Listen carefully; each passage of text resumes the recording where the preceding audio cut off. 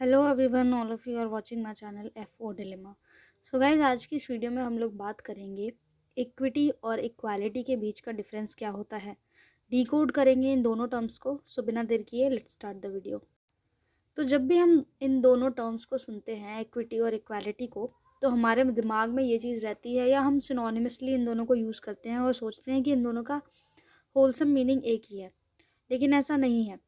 अगर हम इन दोनों के हिंदी मीनिंग्स को देखें तो इक्विटी का मतलब होता है हिस्सेदारी और इक्वालिटी का मतलब होता है समानता या बराबरी। तो इन दोनों टर्म्स को और ज़्यादा अच्छे से समझने के लिए कुछ 2-3 पॉइंट्स हैं जिन्हें हमें जानना होगा, ताकि हम इक्विटी और इक्वालिटी को जज कर सकें। तो जिन प्री पॉइंट्स की मैं बात कर रही हूँ वो क्वेश्चन की फॉर्म में है। वो 4 क्वेश्चंस हैं जिन पे हमें ध्यान देना है इक्विटी और इक्वालिटी को समझने के लिए। पहला क्वेश्चन है, हु इज़ द डिस्ट्रीब्यूटर। मतलब जब भी हम बराबरी की बात करते हैं, हिस्सेदारी की बात करते हैं, तो हमें सबसे पहले ये समझना है, ये जानना है कि जो भी उस चीज़ को बांट रहा है, डिस्ट्रीब्यूट कर रहा है, वो है कौन। ठीक है।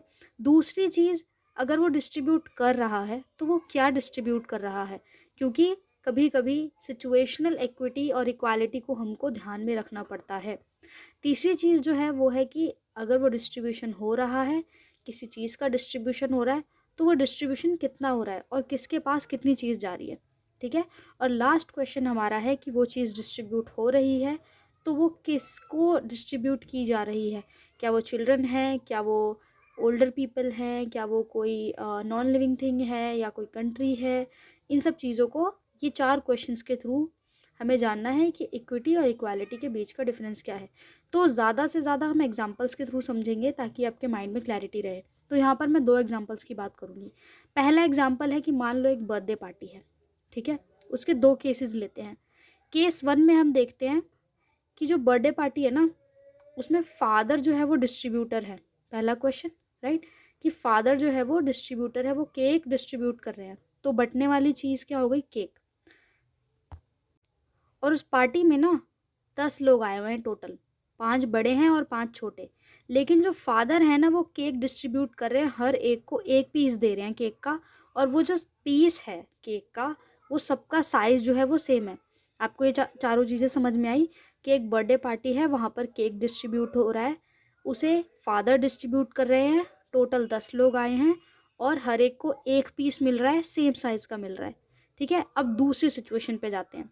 इसमें क्या है, मान लो दूसरी बर्थडे पार्टी है, वहाँ पर भी फादर केक डिस्ट्रीब्यूट कर रहे हैं। ठीक है। वहाँ पर भी 10 लोग हैं, 5 बड़े हैं, 5 छोटे हैं। लेकिन यहाँ पर क्या हो रहा है ना, जो केक डिस्ट्रीब्यूट हो रहा है, मिल तो सबको एक एक पीस ही रहा है, लेकिन उस पीसेस को इस तरीके से कट किया गया है कि जो बड़े लोग आए हुए हैं, यानी कि जो थोड़े ओल्ड एज्ड लोग हैं, उनको बड़े पीसेस मिल रहे हैं, और जो छोटे बच्चे हैं उनको छोटे छोटे पीसेस मिल रहे हैं। सबको एक ही पीस मिल रहा है केक का, लेकिन बड़े लोगों को बड़ा पीस मिल रहा है और छोटे लोगों को छोटा पीस मिल रहा है। तो इन दोनों केसेस से मैं समझाना क्या चाह रही हूँ, मैं ये कहना चाह रही हूँ कि जो केस 1 था उसमें कोई डिस्क्रिमिनेशन नहीं हुआ कि कौन बड़ा है कौन छोटा। हम तो भाई केक देंगे, सबको एक पीस देंगे, कोई मैटर नहीं करता, सेम साइज़ में देंगे। ठीक है। तो ये जो सिचुएशन थी ना, जहाँ पर हम ये नहीं देखते कि सामने वाला कौन है, उसको किस हिस्सेदारी में हमें डिस्ट्रीब्यूट करना है, तो इस सिचुएशन को हम इक्वालिटी की सिचुएशन कहते हैं। इक्वालिटी की सिचुएशन मतलब हम जब भी कोई चीज़ बांटने की बात करें तो हम कोई भेदभाव ना करें, इस सिचुएशन को हम इक्वालिटी कहते हैं। और दूसरी सिचुएशन जो मैंने आपको बताई, उसमें क्या था, केक डिस्ट्रीब्यूट हो रहा है, सबको एक एक पीस ही मिल रहा है, लेकिन ये ज़रूर कंसिडर किया जा रहा है कि जो एक पीस जा रहा है वो अगर छोटे के पास जाए तो थोड़ा कम जाए, और बड़े के पास जाए तो वो थोड़ा ज़्यादा पीस जाए। तो ये सिचुएशन है इक्विटी की सिचुएशन। इक्विटी की सिचुएशन समझाने से मेरा ये मतलब है कि जब भी हम कोई चीज़ बांटें तो सिंपली हम अपनी एंड से चीज़ों को ख़त्म ना कर दें कि हाँ भाई हमने तो बराबर बांट दी, लेकिन जब हम सामने वाले की चीज़ों को भी कंसिडर करते हैं, मतलब जो उस केक को रिसीव कर रहा है, हम उसे ध्यान में रख कर केक का डिस्ट्रीब्यूशन कर रहे हैं, तो इस सिचुएशन को हम इक्विटी की सिचुएशन कहेंगे। जैसे और एग्जांपल से समझते हैं। जैसे आप ये पिक्चर देखो, इस पिक्चर में क्या है, एक एप्पल ट्री है और उसे पाने के लिए 2 बच्चे हैं। तो हमने क्या किया, उस एप्पल ट्री तक पहुंचने के लिए दोनों को बराबर सीढ़ी दे दी, ठीक है। तो उस हिसाब से वो बच्चे अपने हिसाब से फ्रूट्स तोड़ लेंगे। ये रही सिचुएशन इक्वालिटी की, मतलब हमने तो बिना भेदभाव के, बिना डिस्क्रिमिनेशन के दोनों को जो है वो प्रोवाइड कर दी सीढ़ी, स्टेयर्स, इक्वालिटी के बेस पे, बराबरी के बेस पे। अभी आप दूसरी सिचुएशन देखो, इसमें क्या है, क्योंकि एक तरफ फल ज़्यादा है और एक तरफ फल कम है और राइट हैंड साइड पे फल जो है वो ज़्यादा ऊंचाई पर है, तो इन दोनों चीज़ों को हमने ध्यान में रखते हुए सीढ़ी तो दोनों को दी, लेकिन राइट हैंड साइड वाले बच्चे को हमने सीढ़ी जो है वो थोड़ी ऊंची दी, अपॉर्चुनिटीज़ दोनों को प्रोवाइड की, लेकिन राइट हैंड साइड पे ऊंची सीढ़ी दी ताकि दोनों जो है वो फ्रूट्स तोड़ पाएँ। तो ये सिचुएशन थी इक्विटी की सिचुएशन, जहाँ पर हमने बच्चों के सिचुएशन को कंसिडर किया एंड देन चीज़ों को डिस्ट्रीब्यूट किया। तो ये थी बात इक्विटी और इक्वालिटी के बीच की, जो हमने एग्जांपल्स और पिक्चर्स के थ्रू समझा। अब थोड़ा डिफरेंशियल बेसिस पे समझते हैं पॉइंट वाइज कि इक्वालिटी और इक्विटी के बीच का डिफरेंस क्या होता है। तो इक्वालिटी एक ऐसी सिचुएशन है, ऐसा डिस्ट्रीब्यूशन है, ऐसा ट्रीटमेंट है जिसमें हम कोई भेदभाव नहीं करते, कोई डिस्क्रिमिनेशन नहीं करते। हम ये नहीं देखते कि उस चीज़ को रिसीव करने वाला कौन है, बस हम चीज़ों को इक्वली डिस्ट्रीब्यूट कर देते हैं। लेकिन इक्विटी के केस में ऐसा नहीं होता। हम जब चीज़ों को डिस्ट्रीब्यूट करते हैं, लोगों को ट्रीट करते हैं, तो हम ये भी कंसिडर करते हैं कि सामने वाला जो रिसीव करने वाला है उस अपॉर्चुनिटी को, उस थिंग को, वो कैसा है। सो इन टोटल इक्वालिटी में हम रिसीवर को कंसिडर नहीं करते और इक्विटी में हम रिसीवर को कंसिडर करते हैं। सेकंड पॉइंट, जब हम इक्वालिटी करते हैं तो हम ट्रीटमेंट जो है वो सबके लिए सेम रखते हैं, सबको बराबर लेवल पे रखते हैं। लेकिन इक्विटी में ऐसा नहीं है, हम हमेशा सेम ट्रीटमेंट नहीं करते, सिचुएशन देखते हैं एंड देन उसकी नीड्स के अकॉर्डिंग हम ट्रीटमेंट करते हैं या डिस्ट्रीब्यूशन करते हैं। थर्ड पॉइंट, इक्वालिटी जो है वो है एब्सोल्यूट फेयरनेस का कॉन्सेप्ट है, मतलब हमें फेयर होना है, हमें आसपास की चीज़ें नहीं देखनी। Fair means fair, absolute fairness. लेकिन इक्विटी में फेयरनेस जो है वो रिलेटिव हो जाती है। हमें फेयर होना है, लेकिन ए को, बी को, सी को, इन सब चीज़ों को देखते हुए फेयर होना है और सबके साथ फेयर होना है। तो equity is a relative fairness concept. Fourth point आता है, इक्वालिटी में हम फोकस करते हैं कि हम इनपुट कैसा दे रहे हैं, मतलब हम इनपुट इक्वल दे रहे हैं या नहीं दे रहे, इक्वल डिस्ट्रीब्यूशन हम इनपुट में कर रहे हैं या नहीं कर रहे। लेकिन इक्विटी में ऐसा नहीं होता। हम ज़्यादा ध्यान देते हैं कि हमारा जो आउटपुट आने वाला है वो हमारे किस तरीके से इक्वल आए, ठीक है। इनपुट हम कैसे भी दें, लेकिन हमारा ओवरऑल जो आउटपुट है वो हमारा इक्वल आना चाहिए, सबके लिए फेयर आना चाहिए। नेक्स्ट पॉइंट, इक्वालिटी एक स्ट्रिक्ट अप्रोच रखता है, जैसा मैंने बताया कि सेम ट्रीटमेंट होता है सबके साथ, तो ये एक स्ट्रिक्ट अप्रोच है। इक्विटी एक फ्लेक्सिबल अप्रोच है, जैसे कि मैंने बताया कि हम सिचुएशंस को ध्यान में रखते हुए चीज़ों को डिस्ट्रीब्यूट करते हैं, तो ये फ्लेक्सिबिलिटी शो करता है। नेक्स्ट पॉइंट, जब भी इक्वालिटी होती है, इक्वालिटी का रोल हम प्ले करते हैं, तो इक्वालिटी में हम देखते हैं कि वो चीज़ों को डिस्ट्रीब्यूट करने की अप्रोच रहती है कि ड्यूटी की तरह रहती है, कि हमें अपना काम करना था, हमने कर दिया, बराबर चीज़ों को बांट दिया। लेकिन इक्विटी में ऐसा नहीं होता। इक्विटी में जब भी डिस्ट्रीब्यूशन होता है तो वो ड्यूटी के साथ साथ नीड्स को भी ध्यान में रखते हैं, जिस भी पर्सन के लिए वो चीज़ें डिस्ट्रीब्यूट हो रही हैं। तो यहाँ पर ड्यूटी पे ज़्यादा ध्यान दिया जाता है और यहाँ पर नीड पे भी ध्यान दिया जाता है ड्यूटी के साथ साथ।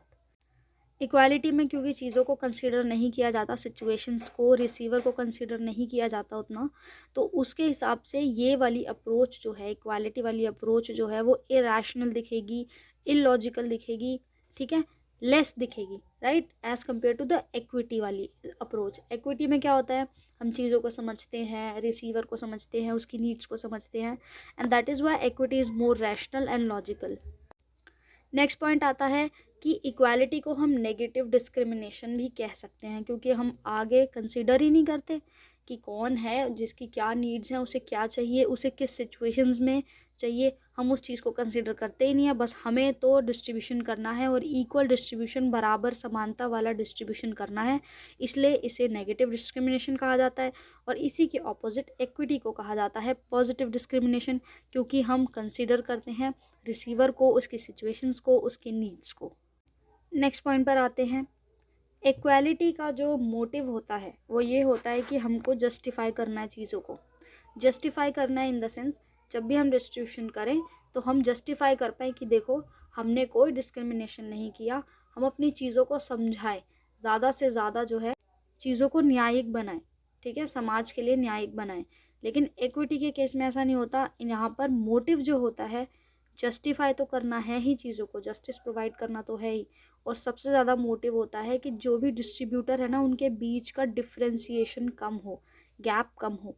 ये यहाँ का इक्विटी अप्रोच का मोटिव होता है।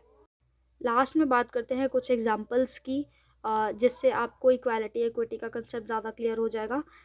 इक्वालिटी के लिए एग्जांपल है जैसे equal pay for equal work, मतलब वी विल नॉट डिस्क्रिमिनेट, कोई लड़का है या लड़की है, अगर उसने काम किया है तो उसको डिस्ट्रीब्यूशन जो है, मनी का डिस्ट्रीब्यूशन, वेज डिस्ट्रीब्यूशन इक्वल मिलेगा। तो ये इक्वालिटी का एग्जांपल है। इक्वालिटी का नेक्स्ट एग्जांपल है प्राइवेट स्कूल्स की फ़ीस। प्राइवेट स्कूल्स जब फ़ीस लेते हैं दे डू नॉट कंसीडर कौन कितना गरीब है, कौन कितना अमीर है, कौन किस कास्ट से आता है, कौन किस कास्ट से नहीं। They just impose there fees structure और फिर वो लोगों को पे करना पड़ता है। तो ये इक्वालिटी का कंसेप्ट हो गया, वो मान रहे हैं, बराबर कर रहे हैं, कोई भी आए उसको फ़ीस इतनी भरनी पड़ेगी, मतलब भरनी पड़ेगी। नेक्स्ट चीज़ है कि जब भी हम कोई चीज़ मार्केट में ख़रीदने जाते हैं तो वहाँ पर कोई डिस्क्रिमिनेशन नहीं होता कि आप छोटे हो तो आपको कोई चीज़ 10 रुपये की बजाय 8 रुपये की मिल जाएगी, कोई बड़ा है तो उसको वो चीज़ 10 की जगह 12 की मिल जाएगी। वो चीज़ सबके लिए इक्वल ही अमाउंट करेगी। लास्ट में अगर थोड़ा घरेलू एग्जांपल ले इक्वालिटी के लिए, कि एक माँ जो है वो बच्चे को इक्वल प्यार करती है, वो ये नहीं देखती कि कौन कितना बीमार है या किसी के अंदर कोई खामी है या नहीं। ज़्यादातर फैमिलीज़ में यही सिचुएशन होती है, राइट। तो ये एक इक्वालिटी का एग्जाम्पल है। नेक्स्ट एग्जाम्पल्स की बात करते हैं, इक्विटी के एग्जाम्पल्स की।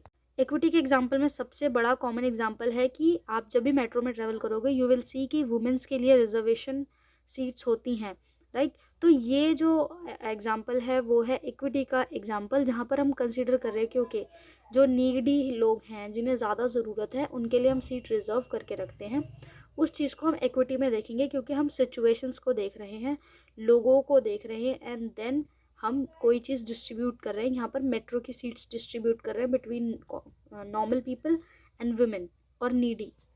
नेक्स्ट एग्जांपल इक्विटी का बहुत ही कॉमन एग्जांपल जो आपने रिजर्वेशन सुना होगा एजुकेशनल इंस्टीट्यूशंस में, गवर्नमेंट जॉब्स में।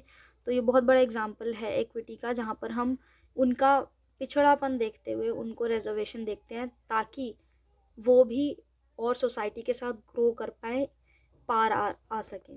नेक्स्ट और लास्ट इक्विटी का एग्जांपल लेते हैं, थोड़ा घरेलू एग्जांपल। जब भी कोई बच्चा फिज़िकली चैलेंज्ड होता है घर में तो उसको एक्स्ट्रा केयर दी जाती है। ये देखा जाता है कि उसको किस चीज़ की कितनी नीड है, उसको एक्स्ट्रा केयर दी जाती है as compared to the other child. तो ये एग्जांपल है इक्विटी का। अगर इक्वालिटी होती तो हम ये नहीं देखते कि भाई नीडी है या नहीं है, उसको चाहिए या नहीं, हम तो बराबर ट्रीटमेंट देंगे। लेकिन नहीं, इक्विटी हो रही है, दैट मीन्स फिज़िकली चैलेंज बच्चे को जो है वो ज़्यादा केयर की जा रही है as compared to other child. So ending this video here, I hope because of these points you have got all the differences between equality and equity. If you are considering this video helpful, please like it, subscribe if you want more videos like this, and at the end, thank you so much for watching my content. This appreciates me a lot. You people watch it and I get motivated through your views. I hope I am delivering something useful to all of you who are subscribing to my channel and viewing my content. So thank you so much for watching.